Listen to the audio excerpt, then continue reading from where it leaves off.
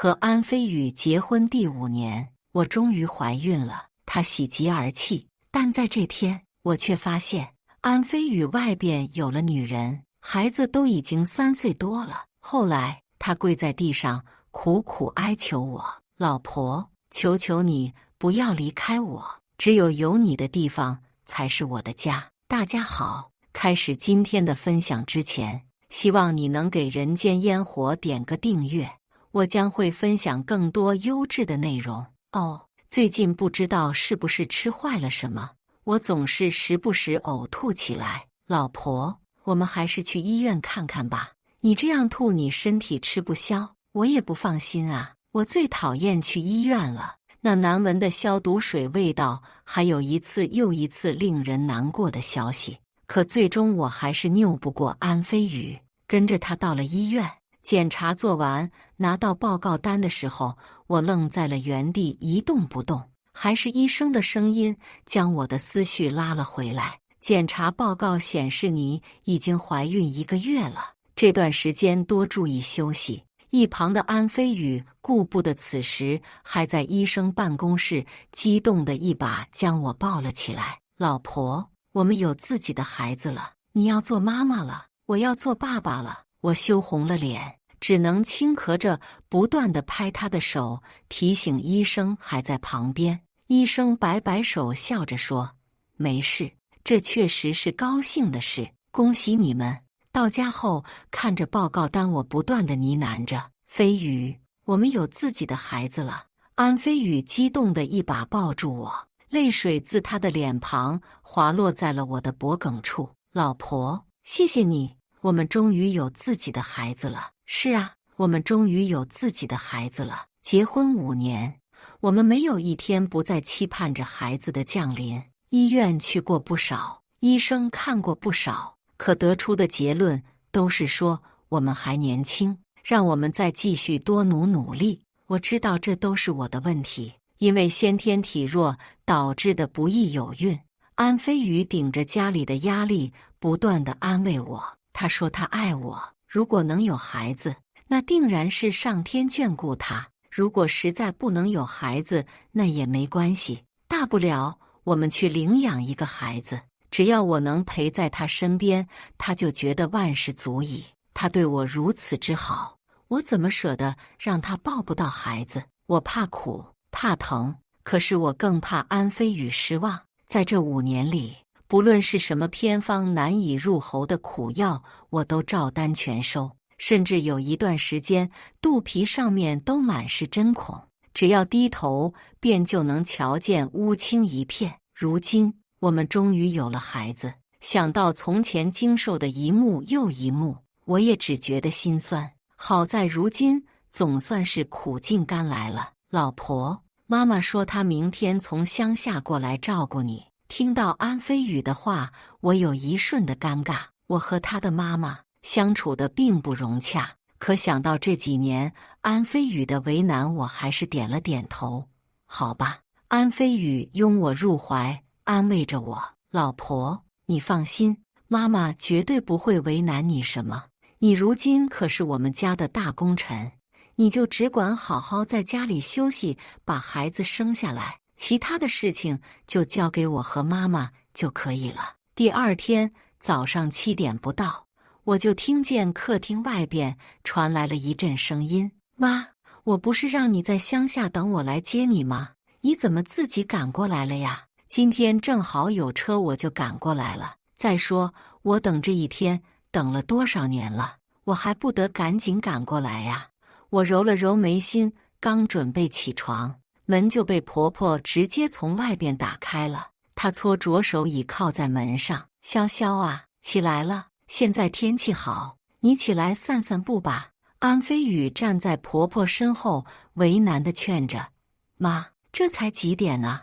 你让潇潇多睡会啊。再说她现在怀孕了，医生让她多休息休息。”婆婆白了一眼安飞宇：“就是因为怀孕了，所以让她早点起来去散步啊。这散步对怀孕的人好，多走走好生产，别一天天整那么娇气，还拿医生出来说事。医生，他们又知道多少啊？”不要只知道听医生的话。其实听见婆婆的声音，我的心里就觉得难受。可想到她再怎么说都是安飞宇的妈妈，我也只能忍耐着起身。妈，我知道了，我会去散步的。只是现在你可以先关门吗？我要穿衣服了。关门的时候，婆婆嘴里还在嘟嘟囔囔着说些什么。我知道，说的大抵都是一些我娇气之类难听的话。最开始安飞宇娶我的时候，他妈妈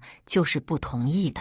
那是安飞宇第一次带我去见他妈。吃饭的时候，他妈就桌子上摆了2道菜，还都是蔬菜。我明白他妈妈这是看不上我。我当时碍于礼貌，准备吃了饭再走。可吃饭席间，他妈话里话外都在说我面相不好，不旺家，身子单薄，不能生孩子。气性大的我丢了筷子，便直接跑了出去。安飞宇追上我，不断安慰我说：“潇潇，我妈是我妈，我是我。她一个农村妇女，什么都不懂，你就不要和她计较好不好？”我不听，闹腾着要回家。安飞宇见劝不动我，索性直接将我扛了起来。走到家门口的时候，他把我放了下来。潇潇，我知道你现在还在气头上，但是我希望你能相信我。我白了他一眼，相信你什么？相信你和你妈把我当作生育工具吗？安飞宇没再说什么，只是直接走到他妈妈面前跪了下来。妈，我安飞宇非同潇潇不娶，如果你不让我娶她的话，那么我现在就去结扎。你这孙子梦就想都不要想了。安飞宇刚说完，他妈就一巴掌朝他挥了下来。那一天，安飞宇家里鸡飞狗跳，他妈将手臂粗的棍子打在他身上，他都没有说一句疼。我站在外边，心疼得直落泪。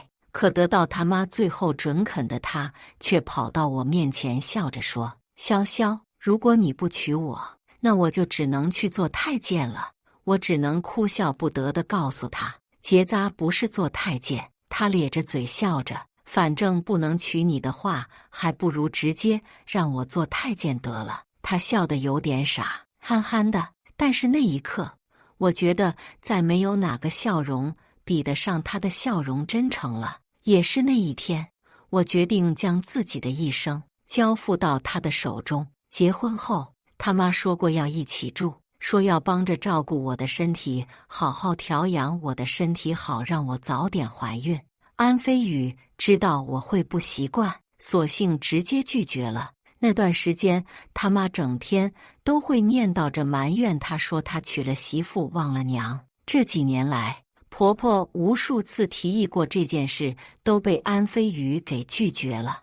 而我这几年没能怀孕，也一直都是安飞宇在帮我挡着。有这么一个爱自己的老公，忍受一点婆婆的不好，好像也没有什么的。我换好衣服，走到客厅，朝安飞宇笑了笑后，对婆婆说道：“妈，那我们现在就出去吧，顺便我带你去这周边的公园逛逛。今天的天气很不错，公园里站了不少人。你看，这公园人这么多，大家都知道出来走走。就你成天不见天日的在家里待着不出门。”我朝婆婆点点头，随便迎合了2句后，在一旁买了2瓶牛奶和一些吃的。妈，吃点东西吧。婆婆背着手瞥了我一眼，这才出来就买东西吃。家里没你东西吃吗？真是你不赚钱，不知道赚钱的辛苦啊！一天天就知道花我们家飞宇的钱。我和安飞宇结婚这么久，我确实没有出去上过班，但我也都有替人画画，赚点小钱。听着婆婆这么说，我只觉得心里一阵不舒服。可想到她毕竟好歹是长辈，还是生生忍了下去，只是将本来开始买给她吃的东西都塞进了自己的嘴里。走到一个河边的时候，婆婆突然叫住了我，她指着不远处的一个小店，那边正排着不少人，那里有卖桂花糕的，你去买点回家。飞宇喜欢吃，安飞宇平常不怎么爱吃零嘴，就这个桂花糕，每次能够吃个1-2盒。只是我心中有些疑惑，婆婆刚来这边，怎么知道那边有个小店在卖桂花糕？难道婆婆过来的时候，安飞宇带她来过这里？可是我怎么没有一点印象？可能是见我一直站在原地不动，婆婆催促起了我，还站着干什么呀？赶紧给你老公去买点桂花糕吃啊！他可喜欢吃桂花糕了。你个做老婆的，难不成这点都不知道吗？知道了吗？我去买桂花糕，你就在这里等我，不要乱走。等我买完桂花糕回来后，婆婆竟不见了踪影。我围着附近找了2圈，终于在一个亭子处看见了她的身影。她此时手中正拿着不知道从哪里弄来的玩具，逗弄着一个小孩子。我拍了拍胸膛，缓了几口气，才朝婆婆走去。妈，你怎么到这里来了？我不是让你在那边等我吗？婆婆哼了一声，我要在哪里就在哪里。你一个做儿媳妇的，还管我一个做婆婆的呀？婆婆说完，又继续逗弄着那小孩子。小孩子也被她逗得直喊奶奶。妈，这孩子的妈妈或者家人呢？怎么身旁都没人呢？我在周围看了看，这边上没有一个大人，我有点担心这小孩是不是走丢了。婆婆将玩具给了小孩后，将他一把抱了起来。他妈也去买桂花糕了，让我帮他看看，等会儿就回来。把孩子丢给一个陌生人，这孩子的妈妈怎么这么放心大胆？我正疑惑着的时候，被婆婆抱着怀里的小孩突然抬头看向了我。这一瞬间，我更是愣在了原地。这个小孩竟然和安飞宇，不对，是和安飞宇小时候长得一模一样。孩子妈妈过来的时候，手上果然也和我一样捧着2盒桂花糕。她从婆婆手中接过小孩后，不断道谢：“麻烦您了，谢谢您帮我照看孩子。”婆婆摆了摆手：“这有什么？我很喜欢这小孩子。”能够陪他玩玩，我也很开心。说着，他一把拉过还在发愣的我，来，让你儿子摸摸我儿媳妇的肚子吧。她现在怀孕了，让小男孩摸摸，沾点福气，到时候也给我生个小孙子。妈，你不要这么说。对于婆婆重男轻女的思想，我实在是忍不下去。我将胳膊从她手里挣脱开来，生男生女都一样。只要是我和飞宇的孩子，我都喜欢。对于我的话，婆婆嗤之以鼻，搭理都没有搭理。而一旁抱着孩子的女人面色闪过一丝尴尬后，还是让她儿子摸了摸我的肚子。越看这个小孩，我心中越觉得疑惑。莫非这小孩子是安飞宇失散多年的兄弟的儿子？可是我从未听说过他还有哥哥或者弟弟呀。或者说，这是她亲戚的儿子。如果是这样的话，那这女人让婆婆照顾一下小孩子，好像又说得过去了。阿姨，没什么事的话，我们就先走了。女人说着，挥了挥儿子的手。宝贝，和奶奶还有阿姨说拜拜，我们回家了。本来还乖乖的小男孩突然哭了起来。不要，我不要奶奶走，我要和奶奶玩。小男孩闹腾着就要去抓婆婆，他妈妈只能不断道歉：“不好意思，不好意思，小孩子可能只是想他奶奶了。”他说这话的时候，眼神往婆婆身上瞥了几眼。婆婆从女人身上接过孩子：“这有什么的？想奶奶了，那就奶奶来抱。”被婆婆抱着以后，这小男孩便咧嘴笑了起来。这一笑和安飞宇更像了。来，小宝，有没有什么要买的东西啊？奶奶带你买东西去。婆婆边说着边抱着孩子往一旁的小铺走去，而孩子妈妈只是站在我旁边，笑着朝小男孩挥了挥手，好像真的一点都不担心婆婆会是人贩子一样。看着婆婆抱着孩子的背影，我心中的不安越演越烈。我将心中的疑问提了出来：“你和我婆婆之前认识吗？”女人在一旁坐下后，从袋子里拿出了一盒桂花糕，答非所问：“你吃桂花糕吗？这家桂花糕很不错，我孩子的爸爸就最喜欢吃这家桂花糕了。我基本上每周都会来这边买一盒给他吃。”安飞宇喜欢吃桂花糕，这女人说她孩子的爸爸也喜欢吃桂花糕。这女人对于婆婆的放心，还有小男孩和老公酷似的长相，我脑海中突然冒出来一个可怕至极的想法。我伸手一把抓住她递过来桂花糕的手。你是不是早就认识我婆婆？或者说，你或者你老公和我老公安飞宇是亲戚？女子将我的手指一根根从她的手上掰开，随后起身直勾勾地望着我。你应该猜到了，不是吗？她的话如同雷击一般打在我的身上，我只觉得天旋地转。她朝我一步步逼近，脸带笑意。原来你老公叫安飞宇呀，真的是很巧啊。我孩子的爸爸也叫安飞宇。我再也站不稳，直接跌倒在了地上。再醒过来的时候，我已经在医院了。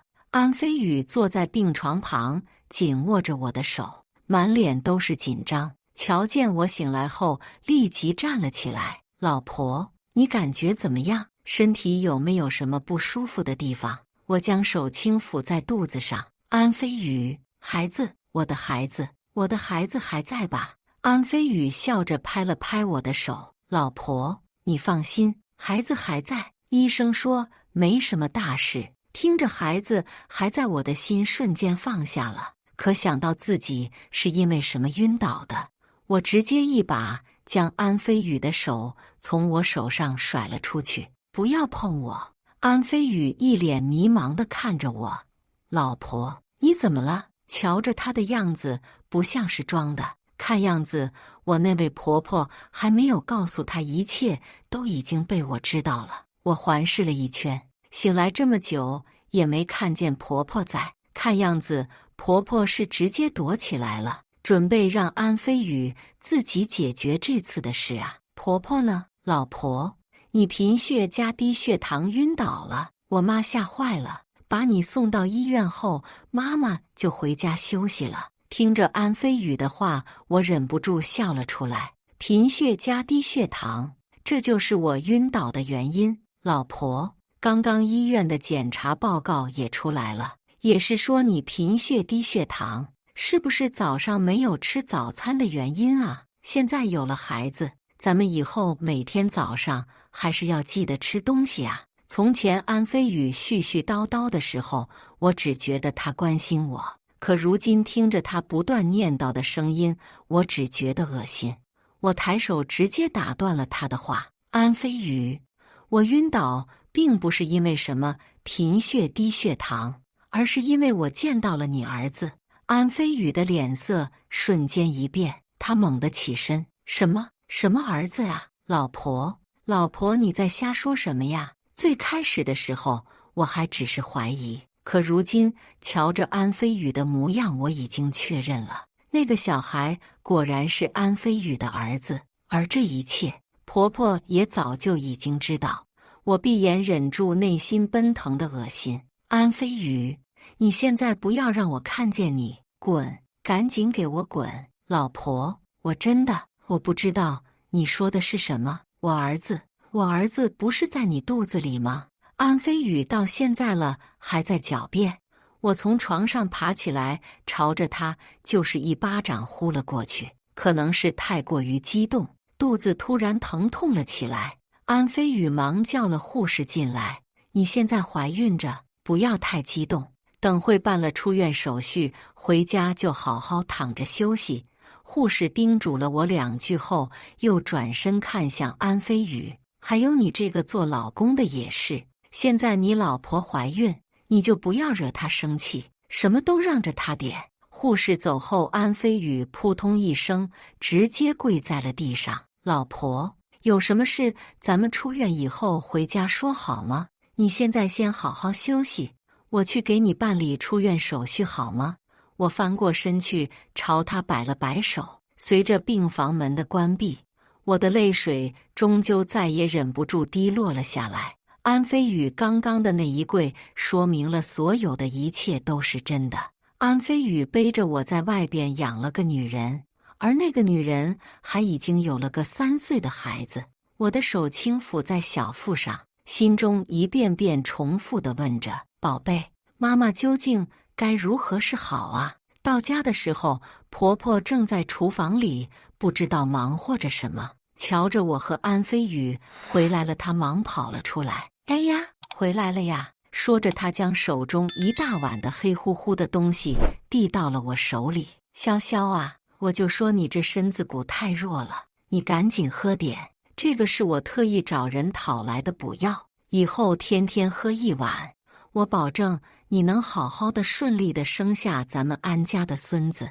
看着被强硬塞到手里的碗，我冷笑了一声后，直接将碗摔在了地上。婆婆一脸不可置信地望着我，你，程潇潇，你发什么疯啊？这可是我盯了半天才熬好的药啊，你就这么给我浪费了呀？呵，浪费了又怎么样？还熬药？只怕你现在恨不得一贴老鼠药，直接把我毒死，好成全了你儿子，还有你外边的那个孙子吧？你在这瞎说什么？婆婆说着，将求助的眼神望向一旁的安飞宇。儿啊，你看看你这媳妇，她这是怎么了呀？从医院出来就发疯了呀？安飞宇拉着婆婆的手，小声地说着：妈，别说了，你快别说了。我怎么了？我说什么了吗？她真是太不孝了呀！以为怀了我们安家的孩子就了不起了呀？婆婆还在碎碎念叨着。妈，我直勾勾地盯着婆婆，我叫你一声妈是尊重你，但是现在你装这些有什么意思？我装什么了？今天在外边你抱着的那个叫你奶奶的小孩子，是安飞宇在外边生的儿子吧？后边赶过来的那个女人，是安飞宇在外边的女人吧？婆婆听着我的话，往后猛地退了2步。我冷笑着：妈，你来这边已经不是1天半天了吧？应该早就在那个女人家里带孩子了吧？如今我怀孕了，你还美其名曰说什么过来照顾我？现在想起来，我都替你们娘俩觉得羞耻啊！你，婆婆指着我，支支吾吾了半天，也没有说出一句完整的话来。安飞宇上前一步，扶住我因激动而忍不住颤抖的身子。老婆，医生说了，你怀孕了，不能太激动，你先不要生气，好吗？我甩开安飞宇的手，扬手直接给了他一巴掌后，指着门口：安飞宇，你给我滚啊！带着你妈一起给我滚啊！再也不要让我看见你们！我要和你离婚！我要和你离婚！婆婆瞧着安飞宇被我打了，立马站不住了，直接推了我一把。程潇潇，你打飞宇做什么？你一个做老婆还敢打自己老公了呀？你是要反了天去了是吧？说完，他又推了我一把，我没站稳，直接跌倒在了地上。安飞宇急忙上前将我扶了起来。老婆，你没事吧？自己生不出儿子，我儿子在外边生个儿子怎么了？要不是你生不出我儿子，至于还要花那么多钱在外边养一个女人吗？现在还好意思来打老公了，真是不知道怪自己了是吧？婆婆还在絮絮叨叨着，我只觉得腹部隐隐作痛。我强撑着痛意，咬牙听着他那些恶毒的话。原来安飞宇的背叛竟然是我的错，是我造成的，真是可笑至极呀！这个时候，门铃突然响了起来。奶奶，门开了，是我之前见过的那个小男孩。他瞧见婆婆后，便直接朝着婆婆的怀里扑了上去。后边跟着的女子，她怯怯懦懦地进了门，看了我一眼后，才抬头看向旁边站着的安飞宇。飞宇，是生生，他说想奶奶了，一定要来。我不是故意把他带过来的。瞧着面前的一幕，我瞬间只觉得被气笑了。在见到这个女人的时候，我就猜到了，她是故意的，故意带着儿子在那里等婆婆，故意凑上来和我说话，故意告诉我这一切的真相。而如今，他已经堂而皇之地进了我的家门。这一切都是因为我有了孩子，我的腹中有了安飞宇的骨肉。他害怕了，所以急切地想要登堂入室了。看着面前的这几个人，我终是忍不住笑了起来。安飞宇上前忙扶住我：“老婆，你怎么了？你怎么了？你不要吓我，我吓他？我怎么可能吓他？如今他在外边养的女人还有儿子都直接跑到我家里来了，还能是我吓他吗？”我将安飞宇的手从我手上拿开，一步步朝着门口走去。安飞宇试图拦住我，我转身瞪了他一眼：“安飞宇，如果你还有一点良心的话，那么你就让我走。”安飞宇没再拦我，我听着身后一声声奶奶、爸爸稚气的声音，挪动步伐走出了家门。正觉得空气都变得新鲜了的时候，最开始晕倒的那种感觉再次漫上了头顶，腹部的痛意也越来越深。我捂着肚子，感受着一股热流的袭击。在眼前只剩下一片黑的时候，我身后传来安飞宇的咆哮声：“老婆！”不知道是不是和医院太有缘分，我醒来的时候又是在医院，只是不是开始的那个病床了，还是安飞宇握着我的手坐在床边，但他却比之前明显憔悴了不少。“老婆，你醒了。”我没有力气再和安飞宇计较开始发生的事，我指望着他轻声问道：“孩子是不是不在了？”他没说话，但看他的表情我便知道了，腹中的孩子不在了。晕倒之前的感受我还是清楚的，如今身体这轻飘飘的感受也让我清楚地知道，孩子定然是已经不在了。这是我盼了多少年才盼来的孩子啊！可我才拥有他几日不到，便就又彻底失去了他。泪水止不住地滑落脸庞。“老婆，我们以后还是会有孩子的，你不要太伤心了好不好？”安飞宇手足无措地替我擦拭着泪水，连声哄着我。我冷笑了一声：“以后？你觉得我们还有以后吗？”安飞宇张嘴还想说什么的时候，我朝他摇了摇头：“安飞宇，够了，真的够了，我们离婚吧。”“不要，老婆，我不要离婚，你不要离开我，我不能离开你。”安飞宇说着，又直接跪在了床前，面上也挂满了泪水。此时望着他的模样，我心中只觉得一片寂然。你背着我在外边有了女人，有了儿子，如今还以为这件事我的孩子都没了。你说不离婚？说着，我笑了起来。你竟然有脸说不离婚？那你置我于何地？置我那胎死腹中的孩子于何地？安飞宇不回答我的话，只是不断呢喃着，重复着不离婚3个字。够了，安飞宇，你放过我，我也放过你，我们彼此放过彼此吧。从医院出院以后，安飞宇死活不愿意离婚，我将自己整天锁在房间里。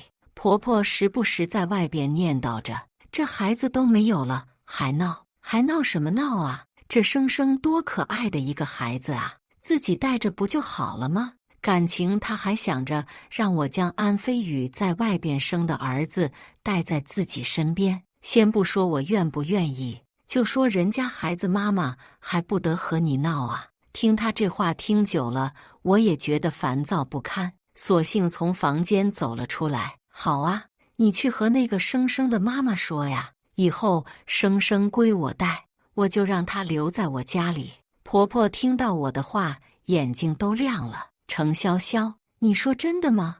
你真的愿意让生生来家里住吗？是双手环胸轻笑了一声。是的，只要她妈妈愿意，那么你就尽管带来就好了。但你要切记，只能孩子来，如果孩子他妈来了，那……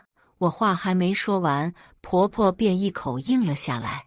好的，好的，你放心，她妈妈是个懂事的，绝对不会跟着过来的。只要生生以后都在家里，我保证绝对不会让他妈妈再见飞宇的。听着婆婆说的话，我只觉得可笑至极。她妈妈是个懂事的，她这话里话外不都是在说我是个不懂事的吗？不过没关系，随便她怎么说，反正如果这个生生过来了，那么也算是距离我的计划成功一半了。我是绝对不可能原谅安飞宇的，我给了他一条好走的路。可是既然他不愿意和平离婚，那么就直接撕破脸皮吧。不知道婆婆是怎么做到的。第二天，生生果然出现在了家里，她怯生生地缩在婆婆的怀里，瞧着我一脸的防备，似乎是担心我对她做什么一样，全然不像我第一次见她时的那种活泼劲。看得出来，不是她妈妈和她说了什么，就是婆婆教了她什么。不过这个对于我来说无足轻重，她对我是什么态度，我根本就不在意。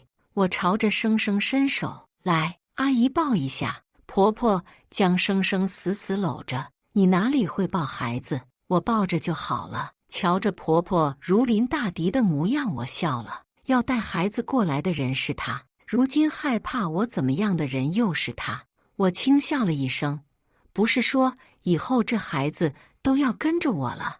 你现在不把他给我，让我和他亲近亲近，培养感情，以后你觉得我还可能对他好吗？婆婆瞥了我一眼，最终还是将生生递给了我。要不是飞宇死活不愿意和你离婚，要和你在一起，哪里由得你这么嚣张？婆婆在一旁小声吐槽着，我听着只觉得好笑。要是你儿子愿意离婚，我倒是不用这么折腾了。奶奶，我要奶奶！生生在我怀里拳打脚踢的不乐意。婆婆在一旁紧张地看着，我没搭理他俩，只是转身将生生放在了沙发上，随后对婆婆说：好了，这孩子以后你要留在家里就留在家里吧，只要不吵着我就行了。说完我便直接转身回了房间。等房门关好后，婆婆还在客厅里不知道在念叨着什么。我看着手里刚从生生头上拔下来的头发，叹了口气。接下来一切就变得简单多了。接到法院起诉的时候，安飞宇是猛的，他站在我面前，不可置信地望着我。老婆，你上法院起诉了我，你就真这么执意要和我离婚？我坐在沙发上，漫不经心地吃着橘子。安飞宇，你凭什么觉得你背叛了我，害死了我们的孩子，我还会愿意和你继续走下去呢？婆婆适时地从厨房走了出来，她用湿漉漉的手指着我：你个没良心的女人啊！我还以为你愿意让生生过来住了就是消停了，没想到你竟然还想要离婚啊！听着他们两人的话，我只觉得荒谬可笑。可如今我已经不想和他们计较这些事情了。我拍了拍手，起身走到了房间门口。随便你们怎么说吧，到时候记得准时出庭就好了。这个婚我是离定了。说完，我看着面前的两母子，轻笑了一声：你们害死了我的孩子，如今还妄想让我把外边女人的儿子当作自己的儿子，你们简直是在痴人说梦。我坐在窗边，望着天上模糊不清的月亮，这段时间发生的一切就好像做梦一样。我突然有了孩子，突然发现老公外边有了女人，还有了孩子，再是失去了自己的孩子，这一切都显得那般狗血，却又那么的现实。我从前一直认为安飞宇是爱我的，爱到骨子里去的，不然他怎么会对我那么好，那么细节呢？可如今想来，爱这种东西，看的从不是回忆或者细节，而是良心，一切全凭良心，忠诚从来都只是一个选择罢了。一晃一夜过去了，安飞宇给我发了不少的信息，我粗略地看了一眼，大多都是让我原谅他，说他知道错了，希望我不要离婚，说他会好好弥补我的。还有一些是我们从前经历过的往事，他试图用那些过去来动摇我，可最醒目的还是安飞宇说的一句话：潇潇，我知道这一切都是我的错，但是你总不能让我安家绝后吧？我是真的没有办法了，所以才这样的。你就为我着想一次好吗？我不明白，明明受害人是我，可为什么这一切在他们嘴里却都成了我的过错？也许是泪水早就已经流干了，看着这次痛心脏的话，我丝毫没有落泪的冲动。是时候该结束这一切了。我拿着生生和安飞宇的头发去做了亲子鉴定，因为有这份亲子鉴定，我和安飞宇的离婚变得格外顺利。而又因为安飞宇是过错方的原因，他被净身出户了。在法院外边的时候，安飞宇盯着我看着，潇潇，你变了，变得我都有点认不出你来了。哦，怎么了？听着安飞宇的话，我只觉得好笑。什么叫我变了？最开始变的人不是他吗？原来你叫生生来家里住，竟然是为了亲子鉴定。你就这么狠的心要和我分开吗？我笑了笑，没再说话，只是转身走了。对于安飞宇来说，可能是我变了，可对于我来说，这一切所有的变化都是安飞宇自己造成的。回到家的时候，婆婆正在收拾着东西，她的嘴里还在骂骂咧咧着，真是不知道娶了个什么女人啊！这打拼奋斗了一辈子，就都给了她，真是恶毒的女人啊！听着她的话，我只觉得好笑。在她眼里，她儿子没了房子，努力奋斗来的钱也都被判给了我，她觉得我是世界上最坏的女人，这都是无可厚非的。可是站在我角度呢，我被背叛了，婚姻没了，青春没了，甚至我的孩子都没了。而这一切始作俑者都是他儿子。外边闹腾的声音渐渐消停了下去，看样子应该是回来的安飞宇带着婆婆走了。我靠在门上，一点力气都没有了。这几年恍惚走来，好像一场梦。我劝慰着自己，我还年轻，一切都可以从头来过。人的一生不一定要有爱情或者婚姻才是完美的。如今经历过这一场背叛，那么我往后的人生便就都只为自己而活，便就够了。我将房子卖掉了，房子里的每一个角落，每一寸空间都有我从前和安飞宇的回忆。如今卖掉也是好的。我背着一个小背包，带着一个行李箱，去了不少地方，见识了不少风土人情。后来我在隔壁城市找了一份工作，安定了下来。我的身边还多了一只猫。我想，生活总是会越来越好的，不是吗？因为工作的缘故，我又回了一趟原来的城市，听从前的好友谈及，说我和安飞宇的事情被他公司知道了。对于一个人品不行的员工，公司是万万不能留下他的。本来就已经净身出户的安飞宇又丢了工作，上有一个老母亲要养活，下有一个小孩子要养活，他的日子一天过得不如一天。而他外边找的那个女人，瞧着安飞宇越来越落魄，索性抱着孩子直接跑了。如今竹篮打水一场空的安飞宇，每日只能借酒消愁，而他妈妈则天天在家里念叨着孙子没有了，让他赶紧再去找个女人生一个。听着这些消息，我只觉得恍若隔世。我将手中一直藏着的一份报告丢掉了，这份报告足够让安飞宇去吃几年牢房。当时和安飞宇闹掰的时候，我就想过要这么做。只有安飞宇穷困潦倒、生不如死，才能对得起我这几年的青春，还有我腹中孩子的性命。可后来想到和安飞宇在一起的这几年，他对我的无微不至，我终究还是放弃了。我想，爱是真的爱过的，只是爱意随风散罢了。如今，他也算是得到了应得的报应。